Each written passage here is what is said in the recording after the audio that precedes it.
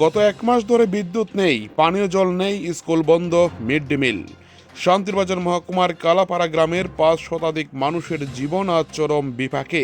আজ এইসবের মূলে বগাফা বিদ্যুৎ দপ্তরের চরম গাফিলতি ও নিষ্ক্রিয়তা।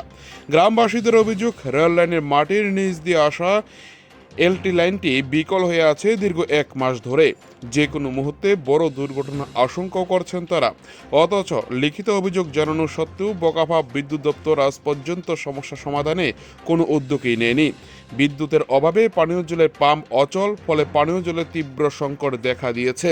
স্কুলে বিদ্যুৎ না থাকায় মিড ডে মিল রান্না বন্ধ, পড়ুয়ারা অবক্ত থাকছে, গরমে হাঁসফাঁস করছে শিশু থেকে বৃদ্ধ। এক কথায় নরক যন্ত্রণায় দিন কাটাচ্ছে গোটা কালাপাড়ার মানুষ। শেষমেশ ধৈর্যের বাঁধ ভেঙেছে গ্রামের মহিলাদের। আজ এক প্রতিনিধি দল বগাফা বিদ্যুৎ দপ্তরে গিয়েও এসডিও দপ্তরে তীব্র বিক্ষোভ দেখান।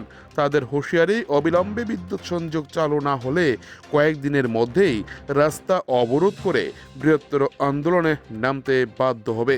শান্তিবাজার থেকে নিজস্ব প্রতিনিধির রিপোর্ট, টিভি 100 বাংলা।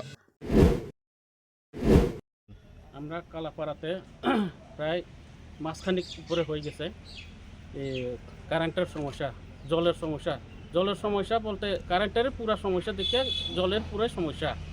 আমরা এখানে শুধু কালাপাড়াতে জলের সমস্যা তা এটা না, আবার রেল ডিপার্টমেন্টেরও একটা সমস্যা পড়ে যাবে বড় ধরনের একটা, যে রেলের জয়েসের নিচে থেকে তারটা যেটা পাসিং করে লিয়ে গেছে, এই পাসিংয়ের এখানে ভিতরে তারটা কিছু লিক আছে, ক্রস আছে। কারেন্ট সারলেই এখান থেকে বাজির মতো একটা শব্দ টম টম করে ফুটে।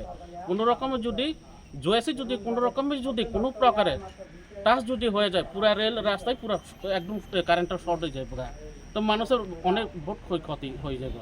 আমরা কিন্তু আরও আগে অ্যাপ্লিকেশন করা হয়েছে, জানানো হয়েছে, কোনো কারেন্টের ডিপার্টমেন্টে কোনো উদ্যোগ নিচ্ছে না। তাই আজকে বাধ্যকতা আজকে কারেন্টের অফিসার সঙ্গে দেখা করতে আসলাম।